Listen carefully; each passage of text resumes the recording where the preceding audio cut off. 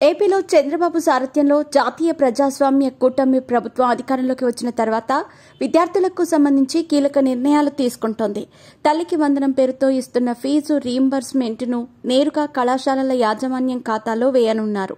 ఇక నుంచి విద్యార్థులను కళాశాలలు వేధిస్తే కఠిన చర్యలుంటాయని ముఖ్యమంత్రి చంద్రబాబు హెచ్చరించారు.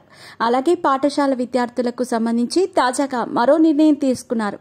డాక్టర్ సర్వేపల్లి రాధాకృష్ణన్ విద్యార్థి మిత్ర కిట్లలో కీలక మార్పులు చేయబోతున్నారు. యూనిఫామ్ తో పాటు వారికిచ్చే బ్యాగులు, బెల్టుల రంగు మారుస్తున్నారు. గత ప్రభుత్వం వీటిపై మాజీ ముఖ్యమంత్రి జగన్ పేరు ఉండేది.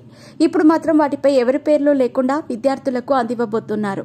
దీనివల్ల వారిపై రాజకీయంగా ఎటువంటి ప్రభావం ఉండదని, చదువుపై దృష్టి పెడతారని, ఇంట్లో కూడా రాజకీయ చర్చలు జరగవని ప్రభుత్వం భావిస్తోంది.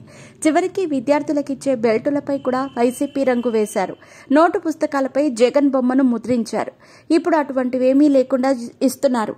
బ్యాగులు కూడా ఎంతో నాణ్యంగా ఉండేలా చూస్తున్నారు.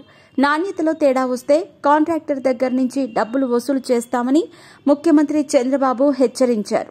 యూనిఫామ్ కుట్టించుకోవటానికి 8వ తరగతి విద్యార్థులకు 120, 9, 10వ తరగతి చదివే విద్యార్థులకు 240 ప్రభుత్వం చెల్లించబోతోంది. వచ్చే విద్యా సంవత్సరం నుంచి విద్యార్థులకు ఇవ్వబోతున్న కిట్లలో 3 జతల uniforms, shoes, bag, dictionary, notebooks, work books, పాఠ్య పుస్తకాలు ఉంటాయి. ఒక్కో కిట్కి 1859 రూపాయలవుతుందని అంచనా వేశారు. డిసెంబర్లో టెండర్లు పిలువబోతున్నారు. దీనికి తోడు మధ్యాహ్న భోజన పథకం ధరలను కేంద్ర ప్రభుత్వం పెంచింది.